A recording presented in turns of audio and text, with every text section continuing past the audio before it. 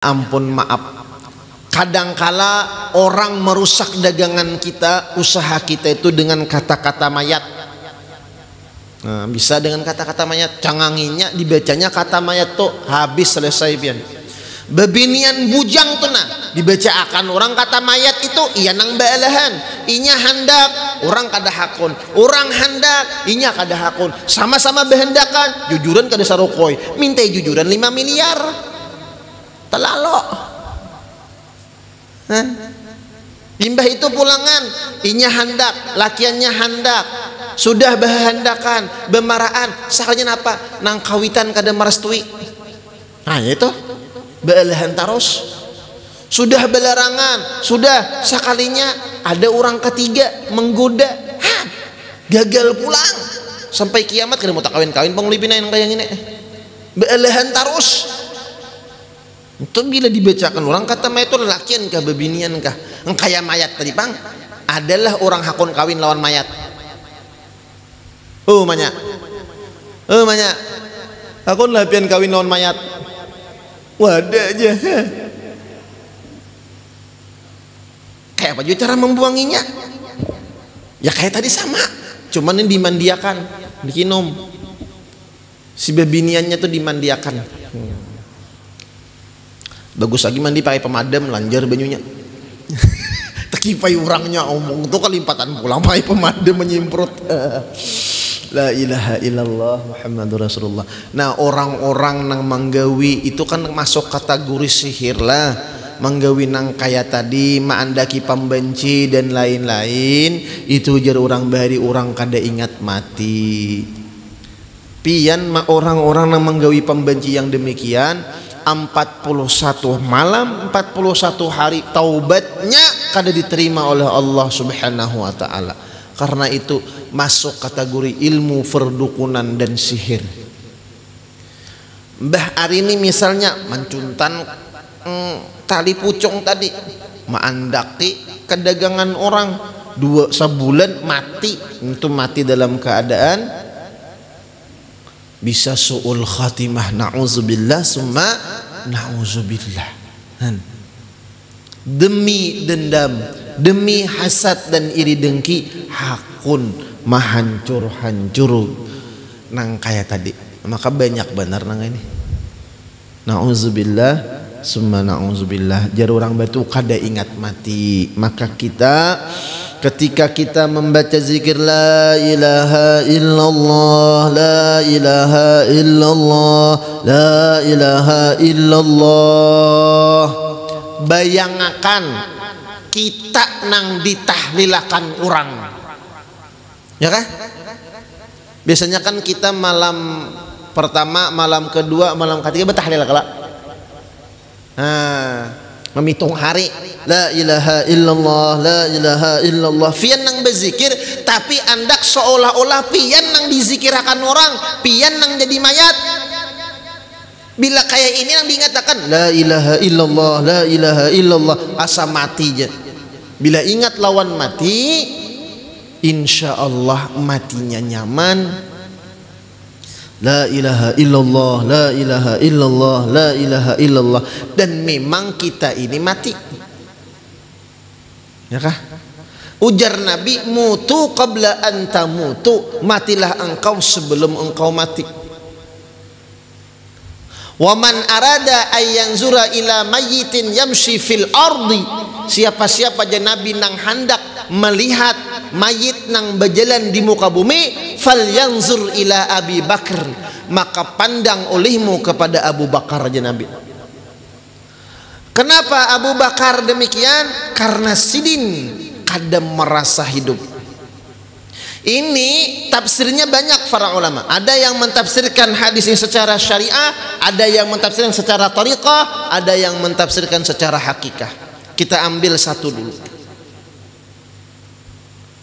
Sayyiduna Abu Bakar Siddiq radhiyallahu an, beliau sangat-sangat mempunyai keyakinan yang mantap kepada Allah, keyakinan yang mantap kepada Rasulullah. As-Siddiq selalu membenarkan apa yang disampaikan oleh Rasulullah. Sedikit pun tidak ada keraguan-raguan di dalam hati Abu Bakar. Makanya Sayyidina Abu Bakar nih sampai habis harta sidin disedekahkan, dijulung lawan Rasulullah sallallahu alaihi wasallam. Lalu ujar para ulama, mematiakan diri itu kenapa? Kayak ngapa? Pertama, hilangakan nafsu nang kada baik. Kendalikan nafsu. Kenapa? Karena orang mati itu kada bernafsu lagi. Orang mati tawarin nasi sop, memakanlah. Ayo, orang mati tawarin nasi guring, memakanlah. Umanya laki pian mati, musi pian beti lanjang. Kepingin laki pian? Hah? Kada kepingin lagi kelak. Nafsunya hilang. Maka bila kita hendak mematiakan diri, kendalikan nafsu tadi. Nafsu itu jangan dihilangi, cuman dikendalikan. Karena kawin, hendak baisian rumah, nukar kendaraan, itu bagus nafsu yang baik kalau disertai dengan ilmu dan niat yang baik. Ya kan? Bujuran. Kenapa? Karena kawin itu nafsu toh. Tapi dengan ilmu dan niat yang baik jadi ibadah seumur hidup. Bahkan iltamisur rizqa bin nikah atau kama qol ya Rasulullah, carilah rezeki dengan nikah. Kan semakin orang itu banyak nikahnya, banyak rezekinya. Oh kayak apa kisahnya ini yuk? Salah paham ulang kan? Ya Rasulullah ya. Jadi tadi napa? Hilangakan nafsu nang kada baik, hiasi dengan nafsu nang radiyah mardiyah, nafsu nang diridhai oleh Allah Subhanahu wa taala. Dikendalikan dan diatur nafsu tadi. Kayak apa? Makanya man khalafa hawa kanatil jannatu ma'wah. Siapa nang sanggup melawan hawa nafsunya, surgalah tempat kembalinya. Contoh, misalnya hendak guring 8 jam, kurangi 7 jam setengah. Itu melawan hawa nafsu. Hendak makan bertambah 2 kali, sekali aja bertambah. Umanya hendak nukar baju sisa 2 lembar, tukar 5 lembar. Hapukam. Nukar 5 lembar, hapukam gitu. Menyasal kan kita. Nah, jadi dilawan nafsu tadi tunggal dikitan. Karena orang mati kada bernafsu. Satu. Lah. Ya Rasulullah, ya Habiballah. Yang kedua, orang mati itu kadada baisian napa-napa. Ampun maaf, orang bila sudah meninggal utas dipacul, bunil dipacul, baju dipacul, ampun maaf, gigi palsu dipacul. Habis kena bertahan. Makanya orang mati itu tangannya kayak ini. Hah? Orang mati tangannya itu. Adakah umumnya pian melihat orang mati tangannya dinto adalah? Adakah? Adakah? Jarang lah. Orang mati, nah jeta buka. Napa tuh mafhumnya? Aku dada bisa napa-napa lagi. Aku dada bisa napa-napa lagi. Tapi bila bayi kekanakan, tangannya banyak bergenggam. Kenapa? Ini isyarat bayi itu dahulu nafsu datang lawan inya, maka inya selalu ingin memiliki semuanya. Itu kekanakan bah. Kawannya memakan mainan jah. Kawannya memakan makanan, inya hendak direbutinya. Kenapa? Karena nafsu. Dintoklah. Nah, jadi orang mati tangannya terbuka kayak. Nah, mafhumnya napa? Kadada besian napa-napa lagi. Maka kita harus merasakan kadada baisian napa-napa.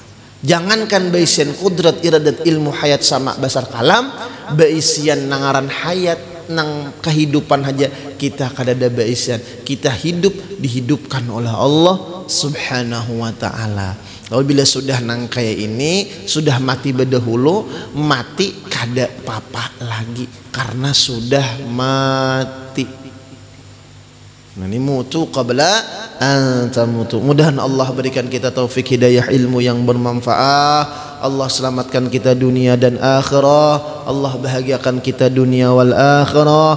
Allah berikan kita husnul khatimah, masuk surga bighairi hisab, berkumpul bersama Habibuna Muhammad sallallahu alaihi wasallam. Amin ya rabbal alamin.